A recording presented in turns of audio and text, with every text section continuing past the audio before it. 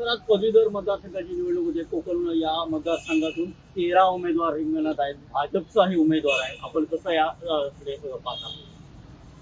आताच कोकण पदवीधर निवडणुकीच्या मतदान आता फार सकाळपासून 7 ते संध्याकाळी 6 पर्यंत हे मतदान होणार आहे.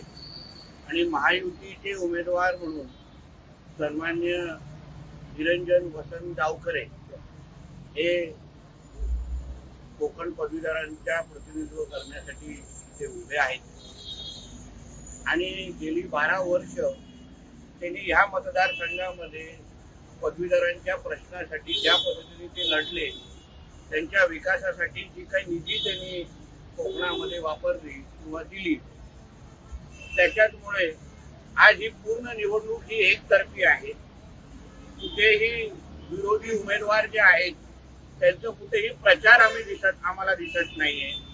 महाविकास आघाडीचे कुठलेही नेते आमच्या सिंधुदुर्गापर्यंत रत्नागिरीपर्यंत येताना आम्हाला दिसले नाहीत. मला नाना पटोलेजींची एक कुठेतरी ठाण्यामध्ये सभा ते घेत असताना दिसले. जे इलेक्शनच्या काळात आपल्या स्वतःच्या उमेदवारासाठी सिंधुदुर्गापर्यंत येऊ शकत नाही, रत्नागिरीपर्यंत येऊ शकत नाही, ते पक्ष आणि त्यांचे प्रतिनिधी कोकणाच्या सिंधुदुर्ग, रत्नागिरी, रायगड आणि या पूर्ण भागाचा मतदारांचा विकास करू शकतात का? हा साधा प्रश्न आहे. म्हणून मी बोलतो ही निवडणूक एकतर्फी आहे. कारण का प्रत्येक पदवीधरांपर्यंत पोहोचण्याचं काम हे आमच्या महायुतीच्या कार्यकर्त्यांनी केलेलं आहे. तुम्ही कुठल्याही पदवीधराला जाऊन या जिल्ह्यात विचारलं, आजूबाजूच्या जिल्ह्यात विचारलं, जिथे जिथे निवडणूक आहे, ते प्रत्येक जण सांगते की होय आमच्याकडे भारतीय जनता पक्ष, शिवसेना, राष्ट्रवादी आणि अन्य घटक पक्षांचा कार्यकर्ता आला, बोलला, आमचं ऐकून घेतलं, आमच्या हातात निरंजन डावखरेजींचा जाहीरनामा दिला. पण त्याच्या समोर ते जेवढे उमेदवार आहेत विरोधी, महाविकास आघाडीचे जे उमेदवार आहेत, ते ना मतदारांकडे फिरकले, ना त्यांचे नेते फिरकले. जे निवडणुकीच्या काळात मतदारांपर्यंत येऊ शकत नाही, ते निवडणुकीच्या नंतर काय येणार ह्याचा विचार पदवीधर मतदारांनी करावा. एकूण राज्यातील जे आज मतदान होत आहे राज्यात, ते एकूण काय वाटतं तुम्हाला? नाही, ही जसं सांगतो महायुतीसाठी ही विजय घोडदौड सुरू ठेवणारी ही निवडणूक आहे. जिथे जिथे पदवीधरांची निवडणूक आहे तिथे मी स्वतः फिरलेलो आहे, नाशिक सोडून, तर तिथे महायुतीच्या बाजूनी वातावरण आहे. मुंबई पदवीधर मध्ये पण आमचे किरण शेलारजी उभे आहेत, शिक्षक उमेदवार पण तिथे उभे आहेत. आणि म्हणून मला विश्वास आहे की महायुतीचं वातावरण या पूर्ण राज्यात आहे. आज देशात आणि राज्यात जी महायुतीची आणि एनडीएची सत्ता आहे, पदवीधरांच्या प्रश्नाला न्याय द्यायचा असेल, शिक्षण क्षेत्रामध्ये क्रांती घडवायची असेल, तर मग महायुती आणि एनडीए शिवाय दुसरा पर्याय असला पाहिजे. कारण का काँग्रेस असो, उभाटा असो, राष्ट्रवादी, शरद पवार गट असो, हे कुठेही सत्तेमध्ये नसल्यामुळे पदवीधरांना न्याय कसा देणार? आणि म्हणूनच मी तुम्हाला सांगतो की इथल्या कोकणाची पदवीधरची निवडणूक ही एकतर्फी आहे. निवडणूक मानसिक दृष्टिकोनातून महाविकास आघाडीचे उमेदवार हरलेले आहेत आणि म्हणूनच ते मतदारांकडे फिरकलेले नाहीयेत. म्हणूनच काल 2 दिवसापासून उभाटाचे आणि शरद पवार गटाचेच मतदार त्यांचेच कार्यकर्ते आमच्या कार्यकर्त्यांच्या संपर्कात का आणत होते हे तुम्ही त्यांच्या नेत्या मंडळींना विचारा. अगर त्यांचे उमेदवार एवढे उजवे आहेत, त्यांनी खरंच त्यांच्यासाठी मतदान करावं, तर मग त्यांनी या पद्धतीने त्यांनी मग आमच्या संपर्कात त्यांचे मतदार का आणत आहेत हा प्रश्न त्यांनी विचारला पाहिजे. शपथ घेतली, खासदारकीची शपथ घेतल्यानंतर जय पॅलेस्टाईन असं म्हणताय. पाकिस्तानच्या संसदेमध्ये कोणी जय श्रीरामचा नारा दिला असता, वंदे मातरमचा नारा दिला असता, तर तो जिवंत त्या संसदेच्या बाहेर येऊ पण शकला नसता.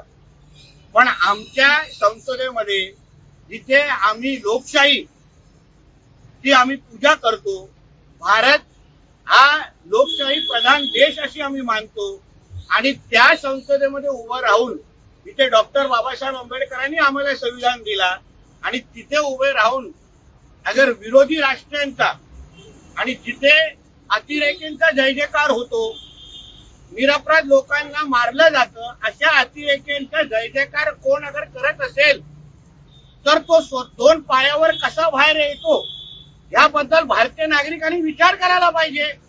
हाच प्रकार पाकिस्तानमध्ये झाला असता, चीनमध्ये झाला असता तर तिकडच्या संसदेने त्याला जिवंत पण ठेवला नसता, नागरिकांनी त्याला ठेचून मारला असता. ओवेसीला सांगतो, तुझ्यामध्ये खरंच हिंमत असेल ना, भर चौकात ये, तुला काय भारतीयांची आणि हिंदू राष्ट्राची काय ताकद आहे हे आम्ही दाखवायला तयार आहे. अशा ओवेसीची जीभ छाटून खरं म्हणतं भर चौकात त्याला उभं करायला पाहिजे. आणि हे कोण अगर छाटणार असेल तर त्यांनी माझ्याकडे यावं आणि पारितोषिक घेऊन जावं. साहेब, शाहू महाराजांना मरणोत्तर भारतरत्न द्या अशी मागणी हसन मुश्रीफ यांनी पंतप्रधानांकडे केली. अतिशय योग्य मागणी आहे. छत्रपती शाहू महाराजांचं तेवढं योगदान समाजामध्ये आहे. आज पिढ्यानपिढी आज त्यांचं कार्य आणि त्यांच्या विचारांवर चालणारे आम्ही सगळे नागरिक आहोत. म्हणून हसन मुश्रीफजींनी जी मागणी केली ती अतिशय योग्य, मी त्या मागणीला पाठिंबा देतो. महालक्ष्मी रेसकोर्सची महालक्ष्मी रेसकोर्स मुंबईतच राहणार. रेसकोर्सची 120 एकर जागा बीएमसीला देण्याची राज्य सरकारने मंजुरी दिली आणि त्याच्यावर थीम पार्क बनवणार आहे. हेही सांगा, पर्यटनाच्या दृष्टिकोनातून चांगला प्रकल्प तिथे उभा करणार आहे. मुंबईला अजून पर्यटक दृष्टिकोनातून महत्व मिळवण्यासाठी, मुंबईला आंतरराष्ट्रीय दर्जा मिळवण्याच्या दृष्टिकोनातून आमच्या राज्य सरकारने घेतलेलं हे कौतुकाचं पाऊल आहे. साहेब, अमोल मिटकर यांनी एक विधान केलं आहे की आगामी काळात महायुती एकत्रित लढण्याबाबत शंका व्यक्त केली आहे. त्यांनी लक्षात घ्या, अमोल मिटकरी हे रिमोट कंट्रोलवर चालणारा व्यक्ती आहे. मी रिमोट कंट्रोलवर चालणाऱ्या व्यक्तीबद्दल बोलण्यापेक्षा थेट रिमोट कंट्रोलशी बोलीन, तेव्हा त्याचं उत्तर भेटेल. सर, याला जोडून एक प्रश्न आहे. महायुती जी विधान परिषद, महायुतीला मनसेची जी आहे ती विधान परिषदेत साथ असणार आहे का? आणि संदीप देशपांडे असं म्हणाले की विधान परिषदेला कुणाला मतदान करायचं त्याचा आदेश काही आम्हाला आला नाही, आम्हाला वाटेल त्याला आम्ही मत देऊ. बघा, कोकणातली जी कोकण पदवीधर मतदारसंघ आहे याला तर मनसेनेचा आमदाराला पूर्ण पाठिंबा आहे. अभिजित पानसेजी तिकडच्याही मेळाव्याला गेले, त्यांनीही पाठिंबा जाहीर केला. राजसाहेबांनी पण त्याचे आदेश दिलेले आहेत. म्हणून मला असं वाटतं की मनसेना हे महायुतीच्या बरोबर आहे. तर एक जोडून प्रश्न, एक सामनाची टीका झालेली आहे. उद्धव बाळासाहेब ठाकरे यांचं मुखपत्र जे आहे पक्षाचं, त्याच्यातून की शुंभ जळाला पिढी जळेल आणि मोदी जे म्हणतायत की विरोधी पक्ष सक्षम असावा, त्यांनी हुर्रे उडवू नये, तर हे हुकुमशहाने गीता वाचण्यासारखं आहे असं त्यांनी टीका पंतप्रधान नरेंद्र मोदी यांनी. खरा हुकुमशहा ज्याच्या आजीनी 25 जूनला आपल्या देशामध्ये आणीबाणी लादली, आपल्या देशामध्ये एकदाच आणीबाणी लादली गेली, ते स्वर्गीय इंदिरा गांधीजींच्या नेतृत्वाखाली. आणि खरा हुकुमशहा काल राहुल गांधीच्या रूपाने आम्ही शपथ घेताना पाहिलेला आहे. म्हणून संजय राजाराम राऊतला सांगेन, तुझ्याकडे तू आतापर्यंत उद्धव ठाकरेच्या पगारावर होता, नंतर पवार साहेबांच्या पगारावर गेला. आता आमची खात्री झालेली आहे की तू आता काँग्रेसच्या पगारावर चालणारा त्यांचा कामगार आहे. म्हणून काँग्रेसची जरा थोडी कमीच चाटली, पाय थोडे कमीच चाटले तर महाराष्ट्राचं भलं होईल.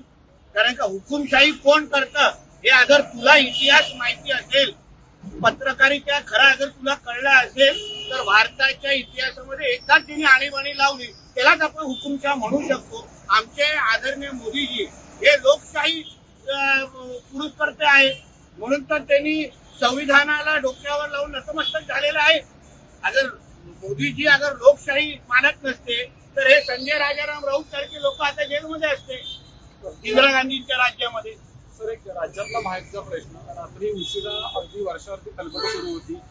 दोन्ही डीसीएम आणि मुख्यमंत्र्यांच्या चर्चा झाली. महायुतीमध्ये सर्व काही आलबेल आहे का? का नाही आलबेल आहे? तुम्ही त्याच्यावरच का चिटकलेला आहात? आमच्या आलबेल आहे म्हणून आम्ही रात्री बेरात्री एक दुसऱ्यावर बसतो की नाही, एक दुसऱ्यावर तासन तास बसतो की नाही. अगर आलबेल नसतं तर तिन्ही आमचे नेते आपल्या आपल्या घरामध्ये बसले असते. महाविकास आघाडी सारखे आमचे एकत्र आहेत, चांगली संबंध आहेत. किती चांगले संबंध आहेत ते तुम्हाला सिद्ध करायचं असेल तर पुढच्या वेळी आमच्या मुख्यमंत्र्यांना उपमुख्यमंत्र्यांना तुम्हाला त्या बैठकीमध्ये बसवायला सांगतो. थँक्यू.